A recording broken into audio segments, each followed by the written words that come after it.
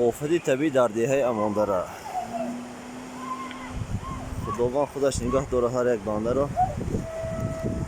نیمی پوده قریب رفته بود، تقریبا نمیدونم چقدر.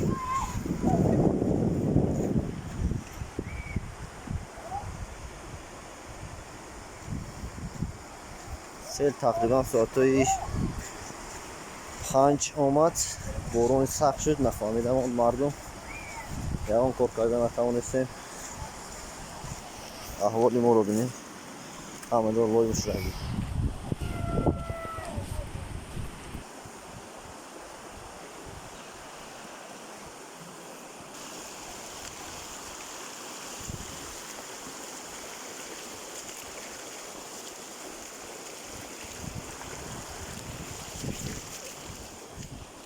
قریب به هر یک گذر در آمده، قریب به همه گذر.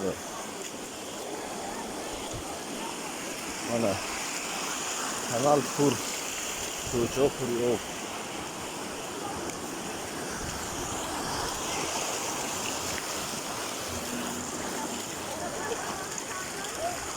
اینجا زده بود که نقش شد.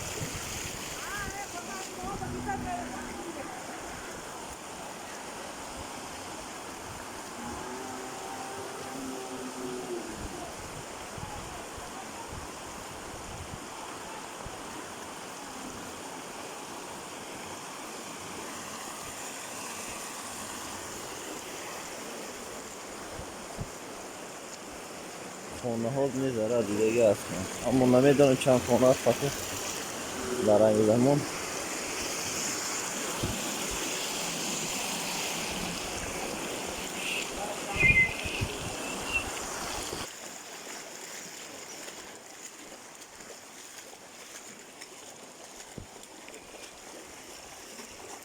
سیل در خانه های مردم.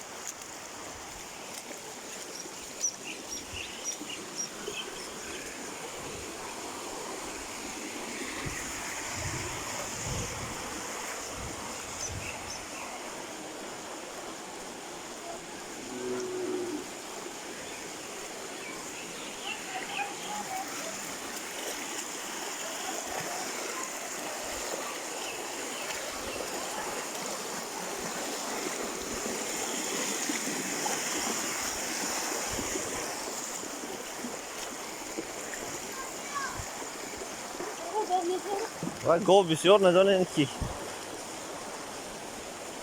شما مال پاده هم که جنبای بمی همونو های که رفت همی گاو لنده کرد. آنجا سیل زد نیک اینی اکوی سلیم دیا جامعه همونو کتی آنچه سیل بود.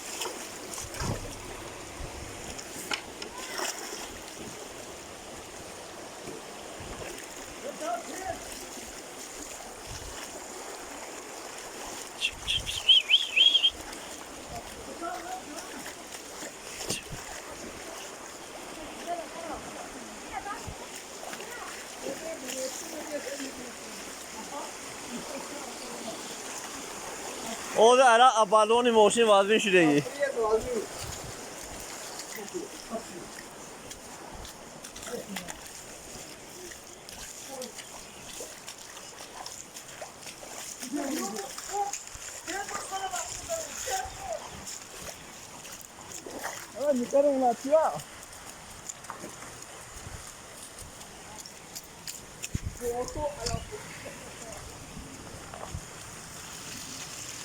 کوی از این بغلات اینجا می؟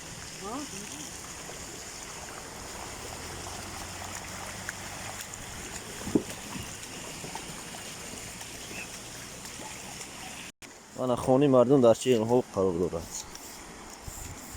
کوچه همه پری Loyqa.